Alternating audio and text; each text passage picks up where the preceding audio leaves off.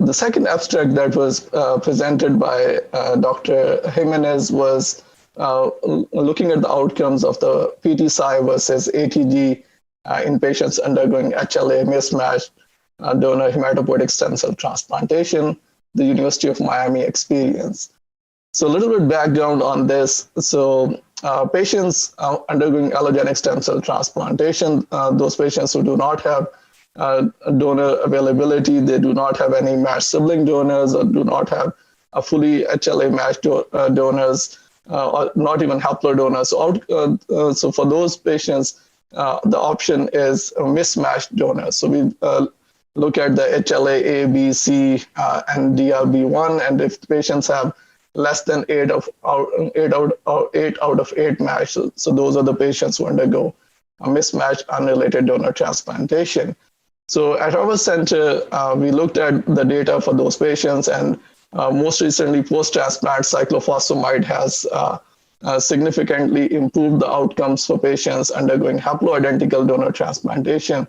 But we wanted to look at whether this will impact the outcomes for patients undergoing mismatched unrelated donor transplantation. So we looked at our data retrospectively from 2012 to 2019, and there were total 73 patients that underwent an allogeneic hematopoietic stem cell transplant who had a mismatched unrelated donor as their donor. And out of those, 39 patients received a post-transplant cyclophosphamide-based regimen, and 34 patients received ATG-based regimen. So we tried to compare the outcome for both of these patients. So looking at the outcome for these patients, 74% of these patients in the myeloablative, in the PT-Cy group received myeloablative conditioning, while 20% received myeloablative conditioning in the ATG group, and 26% of the patients received reduced intensity conditioning in the PT-Cy group, and 41% patient received reduced intensity conditioning in the ATG group.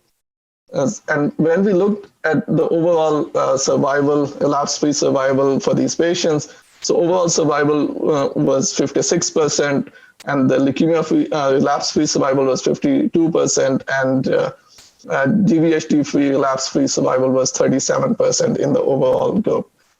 In the PT-Cy group, the overall survival was 73% as compared to 36% in the ATG group.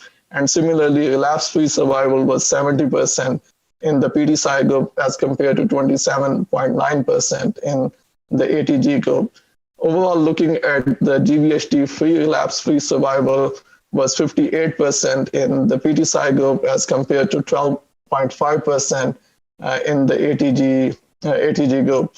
And overall, lower non-relapse mortality was seen in the PT-Cy group, around 7.7% as compared to 20.6% in the ATG group. We also looked at the graft source, peripheral blood versus bone marrow graft. So the graft source did not have any impact on the outcome. In the peripheral blood stem cell graft source, the overall survival was 50% as compared to 61.5% in the bone marrow graft source group, no difference in the outcomes. And similarly, the relapse-free survival did not show any significant difference based on the graft source.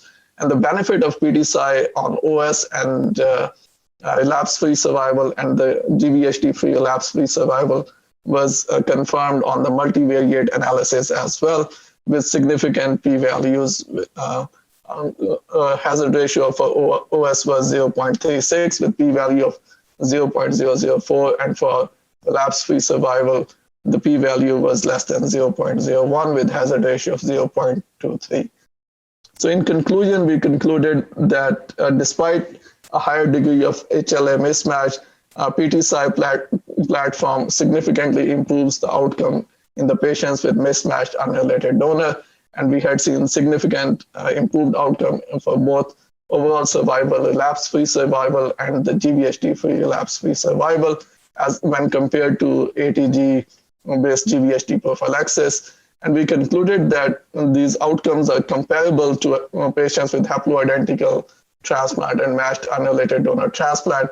And this provides an option for those patients who previously would not be able to undergo a curative procedure because of the unavailability of the donor. So I think this has significantly increased our donor pool, and now we can say that for most of these patients, we have good donor availability, and we can have good outcome for these patients using the PTCy based protocols for these patients.